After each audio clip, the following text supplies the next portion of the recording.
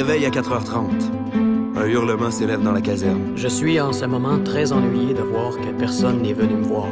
Un mot à la rate. Je ne sais pas pourquoi. Je suis toujours très bien. Aujourd'hui, nous avons eu une inspection. J'aurais voulu que vous soyez ici pour voir vos Canadiens. Toutes les troupes étaient rassemblées dans un vallon pittoresque. Je crois bien que nous serons à bord d'un navire hôpital. J'espère que tout va bien dans la famille.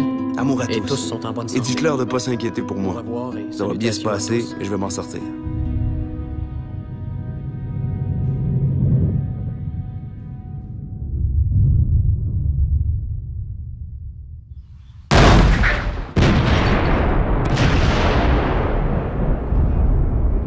Bonne mère, je suis fier d'avoir un moment de libre pour vous écrire et de vous dire que je suis en parfaite santé. Mais je regrette qu'à chaque livraison de la malle, je suis très désappointé. Je ne reçois rien, ni de la famille ou de mademoiselle Famelard. Je suis à me demander ce qu'il peut y avoir. Veuillez s'il vous plaît avoir des nouvelles de mademoiselle Famelard. Elle n'a pas écrit une seule lettre depuis que je suis ici. Sergent-major Napoléon Marion.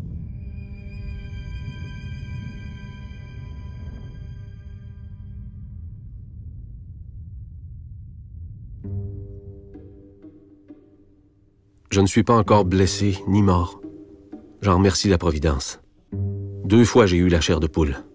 Je me trouvais dans mon gun pit, là où est placée notre mitrailleuse, causant avec mes hommes, lorsque nous recevons un obus allemand qui défonce le gun pit, fait explosion et nous laisse tomber le toit sur le dos. C'est pesant, 3 pieds de terre sur le dos. Édouard. Nos vieilles tranchées sont dans un état lamentable. On s'enfonce dans la boue jusqu'aux genoux et parfois jusqu'aux hanches. J'ai la chance d'avoir mon petit abri, très confortable, où l'on peut se réchauffer auprès du feu. Mais il y a de pauvres diables qui sont dans un état pitoyable. Amour et baiser à tous ceux qui vous sont chers. Vous inquiétez pas, et écrivez-moi souvent. Grand Dieu, vous pouvez pas vous imaginer combien on a hâte de recevoir une lettre. Léo le Boutillier.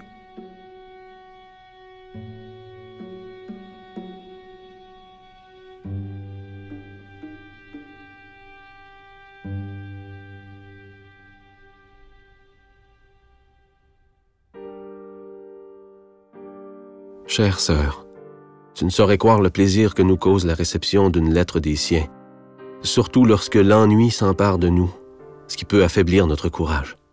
C'est à dire qu'il ne faut pas vous gêner dans votre temps libre de m'écrire un mot. Nous sommes installés dans un ancien monastère occupé jadis par les bénédictines. Je pense souvent à toi quand je passe dans la chapelle et puis je vois le cloître.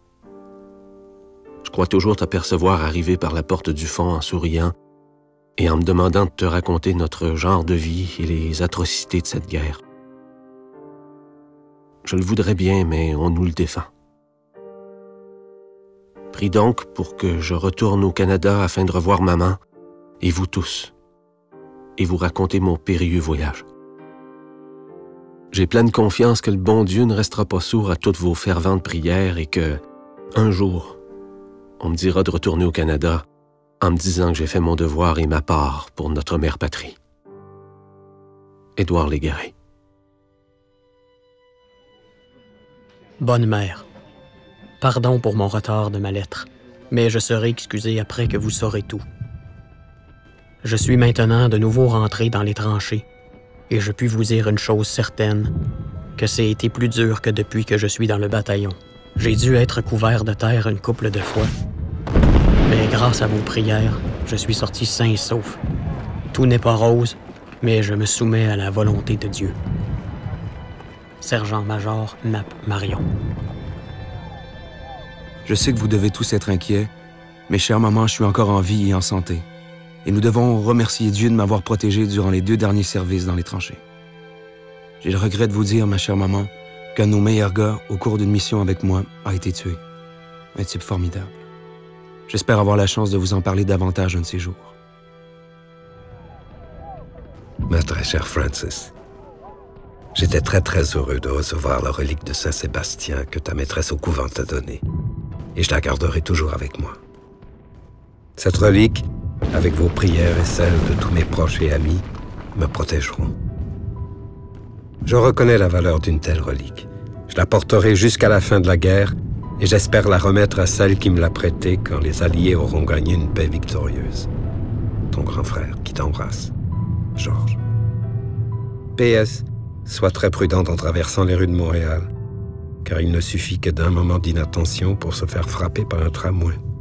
Obéis-moi, hein?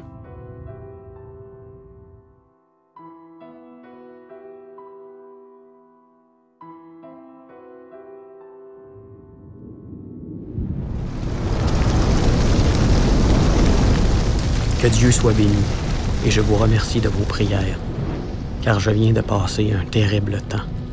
Votre croix que vous m'avez donnée, la croix de la bonne mort, c'est cela qui m'a sauvé. Je viens de perdre mon capitaine Beaubien, tué à Saint-Éloi, le frère du lieutenant-colonel Pelletier, qui venait d'arriver du 41e bataillon, vient d'être tué par un boulet de gros calibre.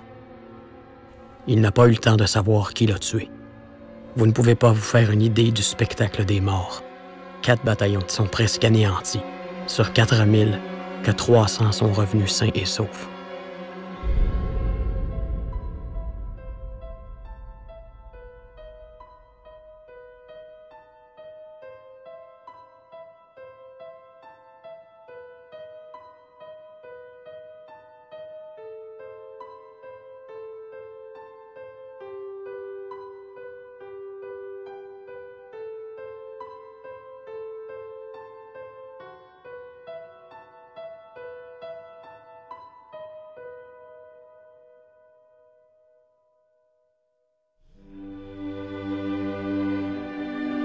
C'est avec regret que je dois vous informer qu'un rapport officiel a été reçu au sujet de votre fils. Приношу вам свои соболезнования в связи со смертью этого героически погибшего солдата.